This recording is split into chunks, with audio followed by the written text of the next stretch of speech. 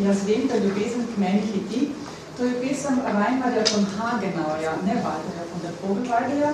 Reinhard je bil Walterjev učitelj. Zapela je Ema Krečič, ki se je sicer šola na Mozarteumu v Salzburgu, in na teorbi, na tem čudovitem inštrumentu, je bil Razen Isidor Grafenauer, docent na Akademiji za glasbo. Glasbo pa je napisal.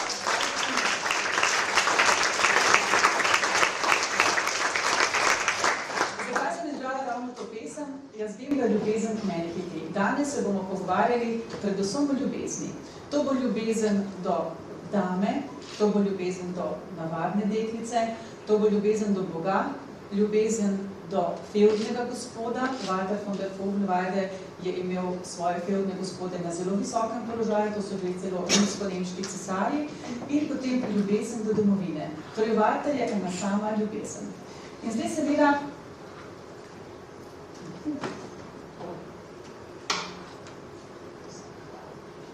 kdo je bil Walter, da bomo na koncu rekli, das ist Walter.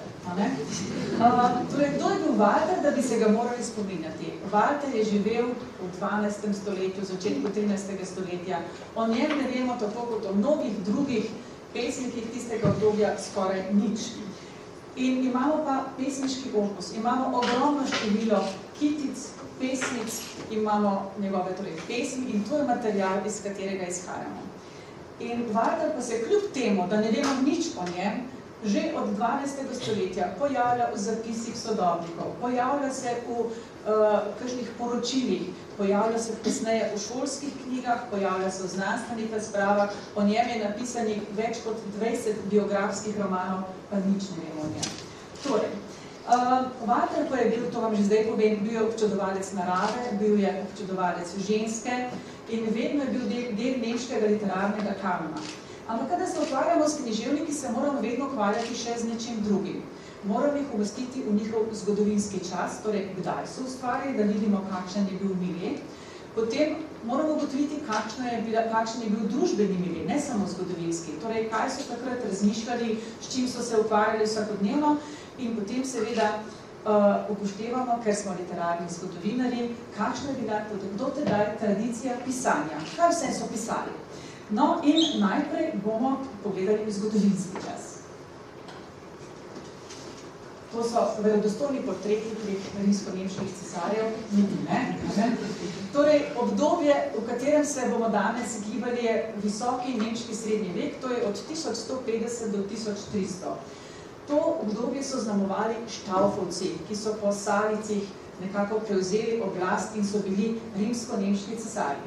Prvi, ki ga vidite, je Friedrich I. Barbarossa. V njegovem času že začnejo nastajati prve ljubezenske pesmi, ki še niso pod vplivom trubadurjev, Nemci še niso pod vplivom Francozov, ampak potem seveda usporedno nastajajo torej, te pesmi, ki so zelo nemške, zelo kmalu pa pride francoski vpliv trubadurjev in zaznamuje in da velik pečat nemški liriki tistega časa, tudi ostali književnosti.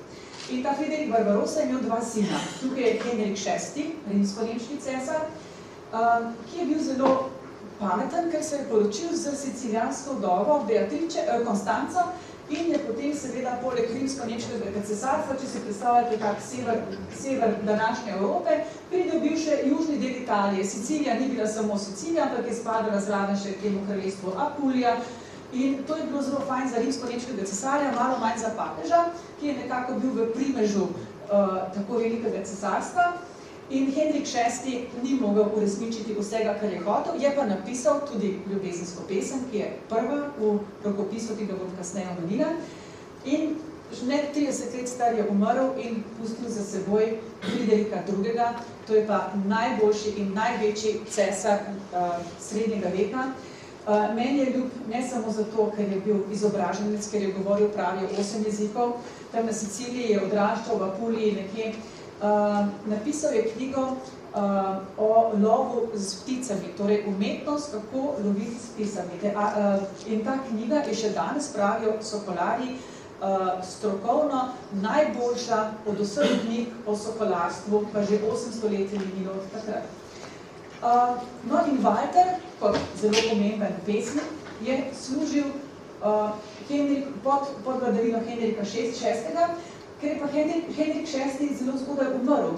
Friedrich II. Pa je bil še zelo mlad, 4 leta je imel, je potem postal rimski cesar, hotel je postati njegov brat, to je bil Filip Švabski. Ampak Filip Švabski ni imel lahke poti, kajti istočasno se je za cesarski prestol potegoval Oton von Braunschweig. Ta je imel zaledje, to je bil sin Henrika Leva in je imel zaledje na angleškem dvoru. Filip Švabski je imel zaledje pri Francozih in kar naenkrat imamo v Nemčiji dva človeka, ki hočeta biti cesarja. Papež seveda je to zelo dobro izkoristil in je enega kronal v Aachnu, tam, kjer je treba kronati rimsko-nemške cesarje, drugi pa je imel insignije. Recimo Filip Švabski je imel pa vse te cesarske insignije in niso vedeli torej, kateri cesar je zdaj pravi. Walter se je postavil na stran Filipa Švabskega in zdaj bo najprej prebrala eno njegovo pesem, kaj to pomeni, kako je on to videl in kako se je postavil za Filipa. Pesem, to bom prebrala v srednje visoki nemščini, na to pa še v slovenščini. Torej, kaj je rekel Walter? Die Krone ist älter dann in der Kühne Philippes sie. Da mögen die alle Schauven wohl ein Wunder wie sie jene der Smith so ebene habe gemacht, sind kaiserliches Hobet sind ihr also wohl, dass sie zerrechte niemand Worte scheiden soll. Ihr werdet das andere nicht ins Schwache, sie lügten beide einander an, des Edelgesteine wider den jungen süßen Mann. Die Augenweide sehen die Fürsten gerne.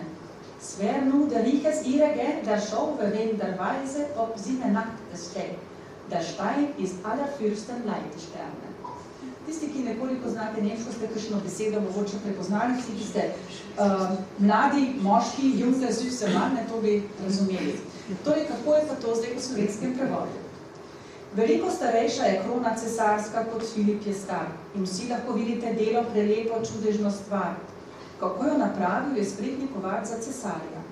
Cesarsko obličje z njo zaživi, nikjer ni sodnika, ki jo razdeli, saj cesar krono plemeniti, krona svojega vladarja. Drug drugemu delita žar, na eni strani kamni žlahtni in na drugi mlad vladar. Ob pogledu nanje družba knezov ostrmi. Kdor zdaj ne ve, kateri kralj je pravi, naj le pogleda, komu kamni so okrasje v glavi. Kamen ta, vodilna zvezda knezdov, in v glavi poblešči. Torej, tukaj je Walter jasno pokazal, za koga navija. In potem imamo naprej milje, v katerem je Walter bil. Štaufovska klasika je namreč obdobje, ko se literatura preseli iz religioznih področij, se pravi iz kloštrov in samostanov, v posvetne prostore, pomeni na dvore, na slavja, in s tem se spremeni tudi narava te literature. Ne pišemo več religioznih tekstov, ne pišemo nekih legend, ampak pišemo take, ki nas zabavajo, ki so poučni in nastanejo nove literarne zvrsti, to je dvorski ep, to so dvorski romani, Höfischer roman, pravimo v nemščini, Tristan in Izolda, vse to, kar gledate po televiziji, zdaj hollywoodsko, to so torej motivi, ki so prevzeti iz dvorskih epov. Nastane tudi junaški ep v tem času, to je za Nemce seveda pesem o Nibelungih, in kar se tiče lirike, imamo pa tukaj Minezang. Mine, to je namreč ljubezen, kot jo poimenujemo v srednjem veku. Čeprav obstaja beseda Liebe, takrat so rekli Liebe, je pa Mine ta, ki je središče, ki je novo gonilo vse te književnosti. In Mine, moment, torej Minezang, tukaj je pa Walter torej vodilni in ravno tukaj se je zaslužil svoje prvo mesto, pravijo kot največji pesnik pred Goethejem. Minezang pomeni ljubeč spomin. Torej, ko sem že na začetku povedala, to je lahko ljubezen do plemenite dame. To je tako imenovana visoka ljubezen. Ko pesnik obožuje žensko, izbrano, plemenito, žlahtno, ki je ponavadi njegova gospodarica, je žena njegovega fevdnega gospoda, in ta ljubezen je neizpolnljiva in dama mora ostati neosvojljiva. V tem je bistvo Minezanga. Ona je tam na piedestalu, on pa piše 100 let samo pesmi, kako je lepa in čudovita. Seveda se potem ne veličaš tega, ker nekako ne najdeš več nekih sredstev, kako bi se to še lepše povedal. In zato se seveda nekateri pesniki obrnejo pa k nizki ljubezni, to pomeni, želijo si tudi telesne ljubezni, ki je pri žlahti dami ne dobijo, jo pa dobijo pri neki deklici, pri neki froveli, kot rečejo gospodični, ki ni tako žlahtna. In potem pride Walter, ki pa združi to žlahtnost dame s čutno ljubeznijo, s telesno ljubeznijo in takrat govorimo o ebene mine oziroma o pravi ljubezni. Se pravi, prava ljubezen mora biti spoštovanje in opevanje dame in mora priti tudi do telesne združitve.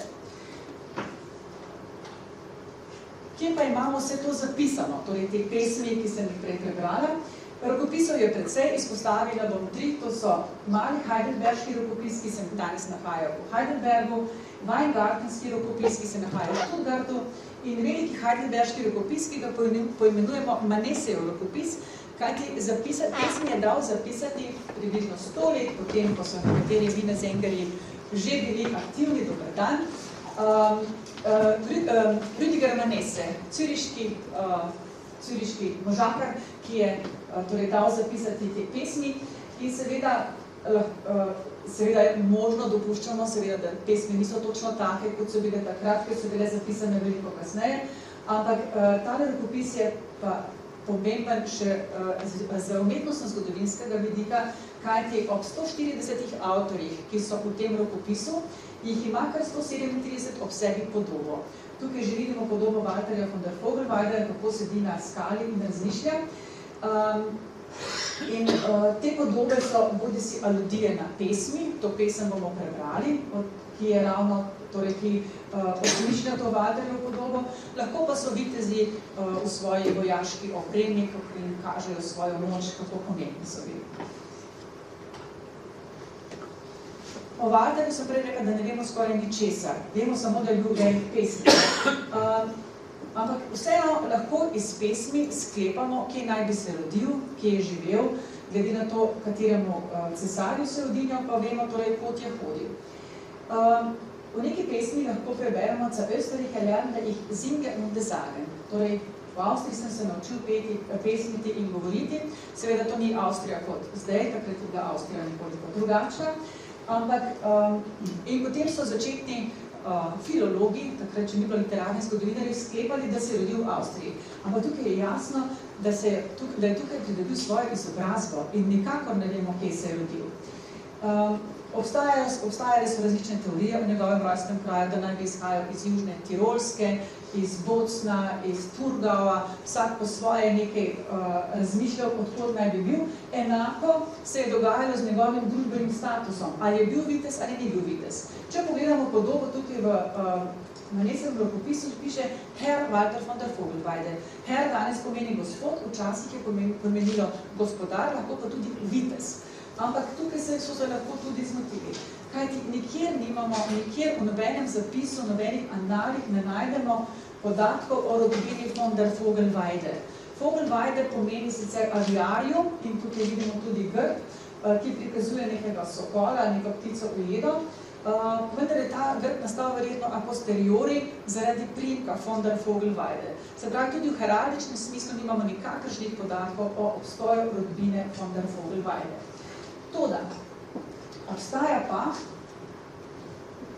en sam zgodovinski podatek in to je račun škofa Wolfgarja von Erla, ki je živel, torej ki je tudi Aquilejo imel pod sabo. In v njegovih zapiskih najdemo račun, kako je pesnik v Walterju von der Vogelweideju kupil kazneni plašč, peličen, se tukaj vidi, za 5 dolgih šilingov. 5 dolgih šilingov je bilo toliko denarja, da si lahko takrat kupil za to konja. In to veliko literarnih zgodovinar torej navaja kot obstoj Walterja, ki je dobil kazneni plašč. Jaz pa mislim, da je to zelo pomemben podatek, da je Walter bil vitez. Zakaj? Nihče, ki se ukvarja s srednjim vekom, se ne ukvarja tudi z modo, načeloma. Ampak v srednjem veku so veljali strogi predpisi, kodeks oblačenja, kaj kdo sme nositi in česa ne. Kar se krzna tiče, so samo torej, kraljevi, kralj in njegovi najbližji so lahko na primer nosili hermelin in soboljevino. Potem neke trgovke so lahko nosile samo zajčje krzno, sicer je sledila kazen. Vse to imamo zapisa. In jaz mislim, da ker je ta plašč tako zelo drag, se pravi za enega konja, da Wolfgar von Erla ne bi prekršil kodeksa oblačenja in nekemu navadnemu potujočemu pesniku podaril tako dragocen plašč, ker to ne bi bilo etično. Tako da mislim, da lahko s tem Petsmontlom nekako bolje utrdimo to tezo, da je Walter bil vitez. Walterja so poznali že takrat, ko je bil dejaven, se pravi konec 12. stoletja in začetku 13.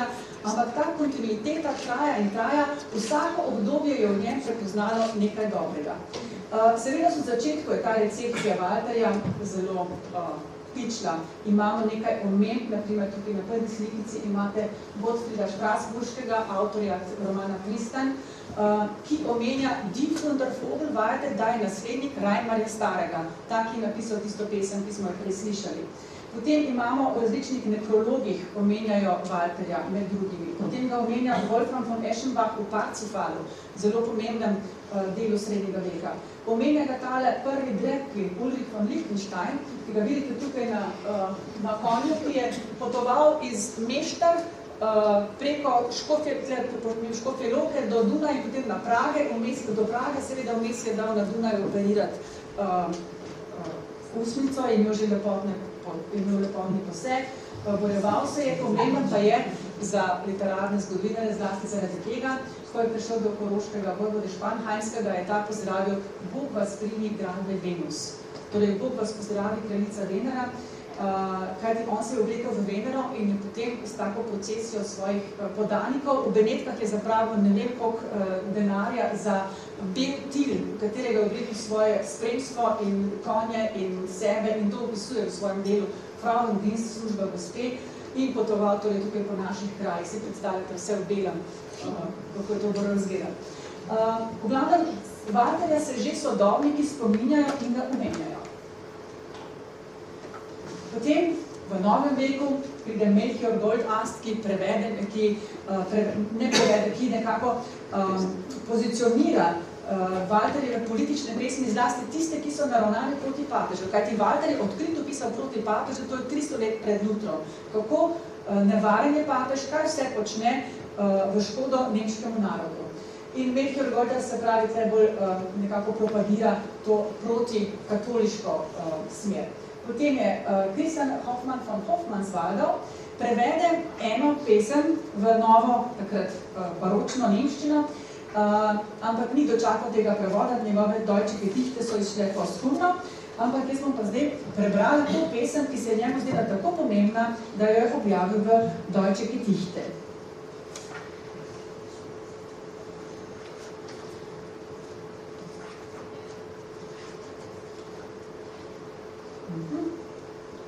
Ker je nova knjiga, pa še ne veste, na kaj strani kaj. Dvorano častno, kdo danes jo krasi? Olike in manir, ne najdeš jih med videzi. Oprot ponašanje ni prav nič dvorno, gorje kaj govorijo in počno. Dvornim šegam se posmihajo, grobost se širi neumorno. Mlade fante včasih smo oklopotali, če jezik svoj preveč so stegovali. Danes so ponosni na svojo bedarijo, ker postne dane glasno obrekujejo. Lahko bi jih pretepli in zdasali, za vse, kar v škodo damam so dejali. Veselje lastno čez ne govorijo. Greh in sramota zdaj jih oblikujejo, po lastni krivdi marsikoga bremenijo. Torej, on se je zgražal nad mladino tistega časa in to zgražanje se je ohranilo seveda do danes. Vsaka generacija se malce zgraža nad manirami mladine svojega časa. In potem prideta dva pomembna Švicarja, to sta Johann Jakob Bodmer in Johann Jakob Breitinger. To ne pomeni, da so vsi Švicari takrat imeli Johann Jakob, so bili tudi drugi, ampak tega sta slučajno imela skupno osebno ime. Ona pa sta izdala pesmi Minnesengerjev. Pomembno je, da sta ob tej izdaji vključila tudi biografije nekaterih Minnesengerjev in Walterju pripadajo kar 3 strani. In ona dva napišeta mirno, da je bil vitez, da je imel tam neko turga, se rodil, ona dva vse vesta, ampak v bistvu so to ovrženo, torej ne velja. In potem pride seveda romantika, prebujenje, ljubezen, pojavi se Ludwig Tieck, ki zopet objavi Walterjeve pesmi, vendar objavi kot romantik ljubezenske pesmi. Minnelieder in eno ljubezensko pesem, ko se prebrala.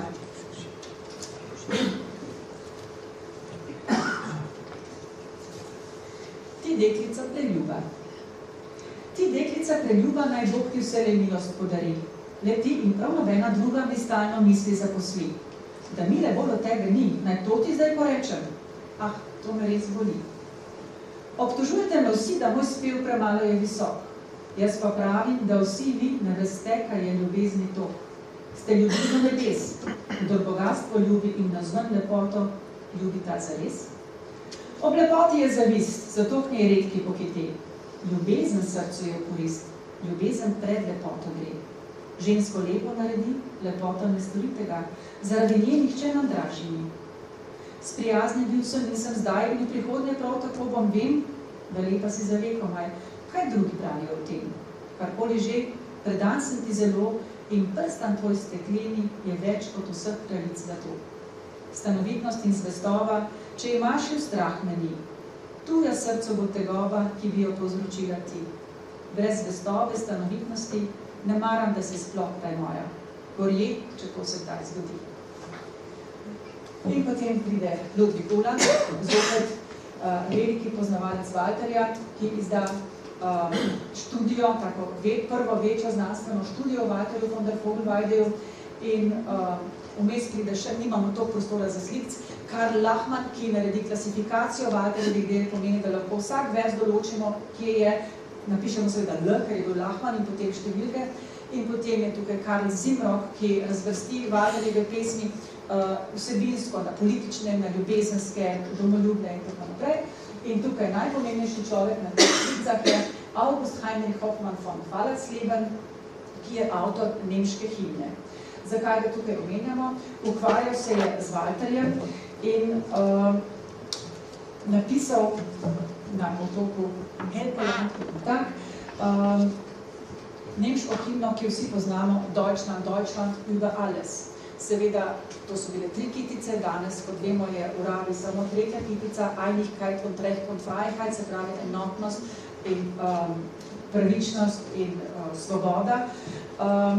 No, ampak zgledoval pa se je po Walterju von der Vogelweideju, kajti Walter piše v svoji Preislied, to je hvalnica nemškemu narodu, čeprav je to pravzaprav ljubezenska pesem, piše o mejah Nemčije, o nemških ljudeh in gospeh in torej Heinrich Hoffmann von Fallersleben to uporabi za svojo himno.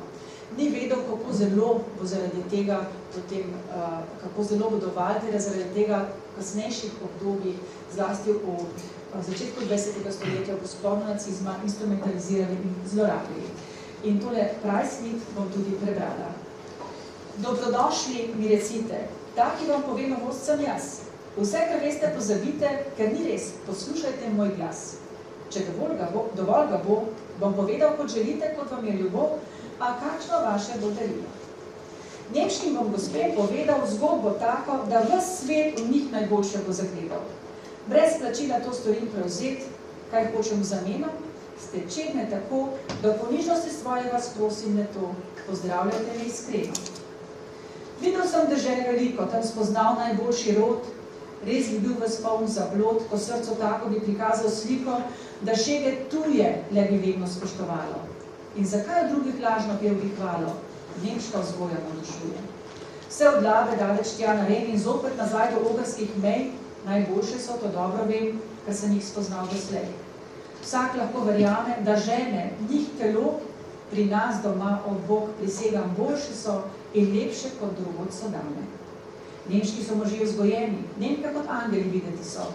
Moti se, če kdo drugače meni, sam razumem ga težko. Čednost, ljubezen pravo, zlepa najti ni.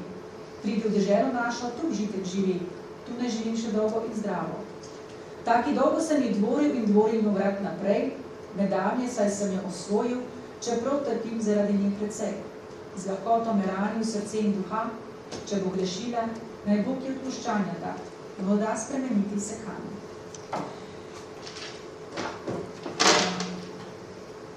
In zdaj lahko malce bolj odgovorimo na vprašanje, kdo je bil Walter, also das ist Walter. Walter je po vsej verjetnosti bil potujoči pesnik. In tem pesnikom, ki so peli v mine, torej smo rekli v mine zemlje. Bil je inovator novih pesniških oblik, se pravi, tradicija, ki je bila do takrat, se ga sicer doteknila, ampak v teh pesniških oblikah je pa tudi vsebina nekoliko drugačna, kajti Walter ni bil pesnik, ki bi se ukvarjal z Arturjem, kraljem Arturjem, vitezi okrogle mize, ni se ukvarjal s svetim gralom, ampak se ukvarjal s sodobnostjo, ko smo videli s cesarji, s papeži in s tem, kar ga je obdajalo. Bil je pionir politično-didaktične lirike, tudi vzgojne pesmi je pisal. Bil je komentator zgodovinskih dogodkov, veliko stvari izvemo prav iz njegovih pesmi. Razsvetljenski mislec nove dobe, to sem omenila že prej, lutrovske ideje 300 let pred Lutrom. Promotor križarskih pohodov, potem je zelo lepa pesem o Palestini. Zagovornik rimsko-nemškega cesarstva in oster kritik rimsko-katoliške cerkve. Se pravi, pogumen mož, ki ga ne moremo, kot nekateri pravijo, označiti za oportunista. Zdaj je služil Filipu Švabskemu, pa potem je služil Otonu, pa potem Frideriku. On je služil tistemu cesarju, ki je bil dober za nemški narod, ne glede na to, odkot je prihajal in kje je imel zavedje. In na koncu bom prebrala njegovo, meni najljubšo pesem. Tukaj vidimo zopet podobo, ta je iz Weingartenskega rokopisa, ampak zopet aludira na pesem, ki je še danes aktualna in prikazuje pesnika, kako sedi na kamnu in razmišlja. Na kamnu sem sedel, noge navzkriž sedel, Komolec najme sem uprl in potlej dlan sem še razprl, sem vanjo brado, eno lice del. Kako razmišljate začel? Kako v življenju pravo pot izbrati? Ne vedel bi vam svetovati, kako stvari 3 pridobiti, ob tem nobene izgubiti. Lastnina, čast sta prvi 2, na škodo drugi greh, a milost Božja tretja stvar, obema prejšnjima vladar. Rad v eno skrinjo dal bi 3, vendar se žal to ne zgodi, da lastnina in zlo čast in Božja milost z njo oblast bi v enem srcu se združile. Poti do tja so se zgubile, posod je nezvestoba, na cesti sta nasilje in hudoba. Pravica in sožitje sta ranjena na smrt hudo, dokler ne ozdravita za čast, imetje, Božjo milost, varnost in nebo. To je Walter.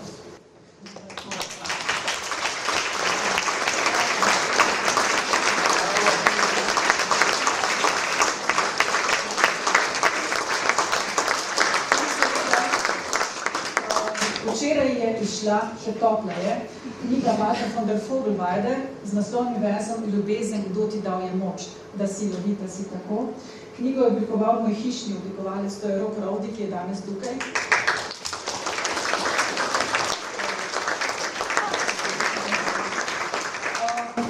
In zahvaljujem se na tem mestu znanstveni založbi, ki mi omogoča vse, kar se spomnim. Če se spomnim zlate pikice, so pa zlate pikice, ne?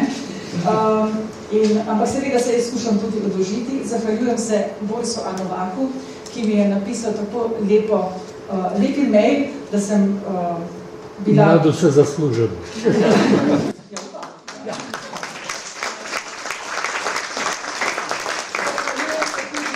Recenzentama, to je profesor Širca, in naša Elena Samide, profesorica, ki je pa obležala zaradi gripe, zato tudi jutri odpade dogodek kokta pijača naše mladosti in kolektivni spomin. Ampak upam, da vam bo knjiga všeč. Na začetku je nekaj zgodovinske razlage, potem pa so Walterjeve pesmi razvrščene od ljubezenskih pesmi, papeških, antipapeških, ne vem, vse. Zdaj pa še za posladek, še 2 pesmi, ki jo je uglasbil zopet Aldi Umar. Tega morda prej nisem povedala, Nemci, kakršni pa so zgubili note. In nimamo za pesmi, ki so bile primarno zapete, predstavljati se Leonard Cohen, kako ustvarjali pa Jan Kovačič, on napiše besedilo, napiše muziko in potem to predvaja. Taki so bili Mini Zengeri, no in not ni, in zato sta potem poskrbela pred 2 letoma Jani Kovačič za nekatere pesmi in Aldo Kumar. In 2 Aldovi bomo zdaj še slišali. Prva bo Oswald von Wolkenstein, Ti moj zaklad, in druga bo najlepša svitanica na svetu, to je Heinrich von Morungen. Svitanica je Alba, je pesem 2 zaljubljenih, ki se morata zjutraj raziti. Je pesem stara kot svet, ker jo poznajo tudi druge literature. In slišali boste moški in ženski glas, kako nesrečna sta, ker morata narazen, ker se je zdaj ne. Pa imate vkak, ampak najprej Oswald. Ja.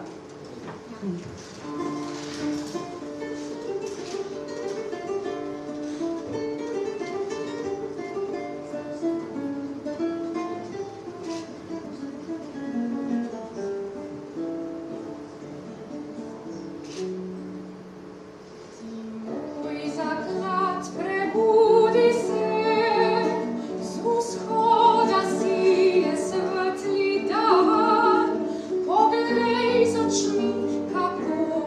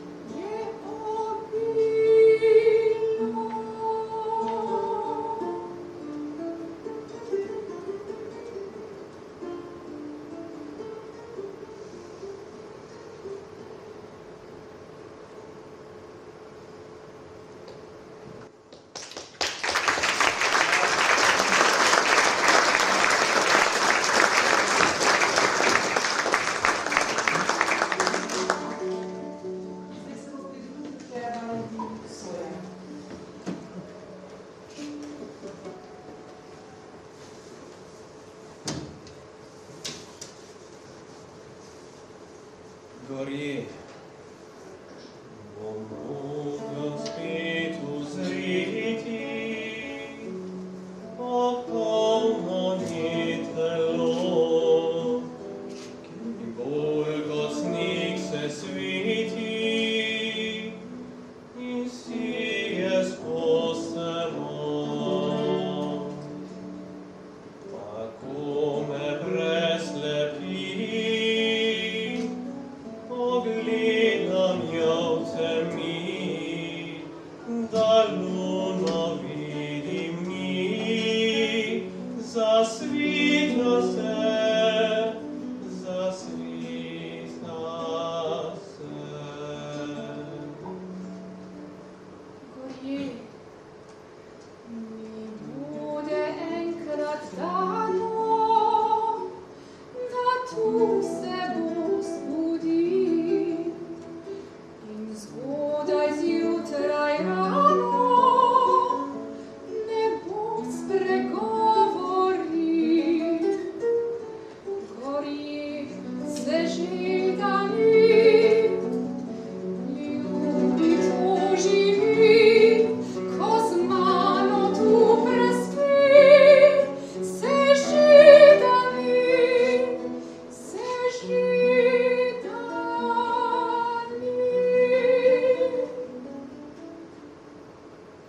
Gorje, to ljubav mi je dala, ko sam sem spal sladko in nežno zajokala na tvoje je telo.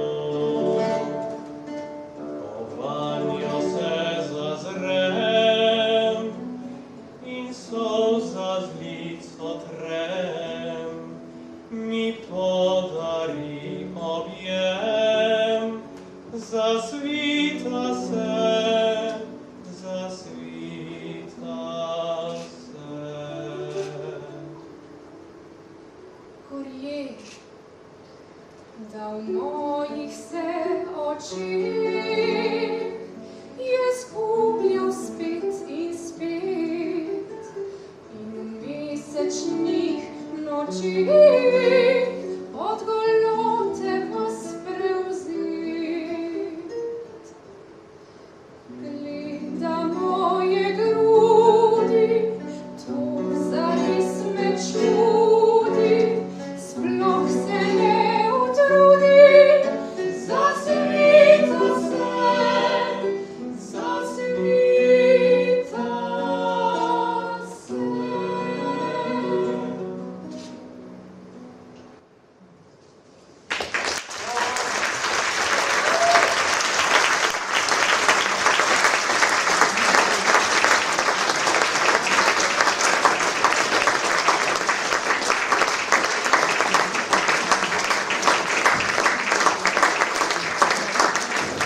No, pa recite, če ni nemška ljubezenska lirika čudovita, zlasti v mojem prevodu, a ne?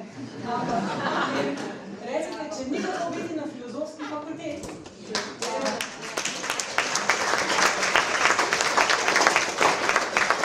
Izbrali smo veliko predavalnic tokrat in to z enim samim namenom. Z dvema. Vedeli smo, da nas bo veliko, kajti zunaj čaka prekmurska gibanica pa šampanc, ampak ta predavalnica je ozaljšana, namreč Filozofska fakulteta koordinira vedno Evropsko noč raziskovalcev In ko smo raziskovali človek žival, je nastala med drugim ena lepa tapiserija na temo sobivanja človeka in živali, ki jo je naredil tukaj prisotni Uroš Topič z fakultete, tudi blizu NTF, in tam zadaj imate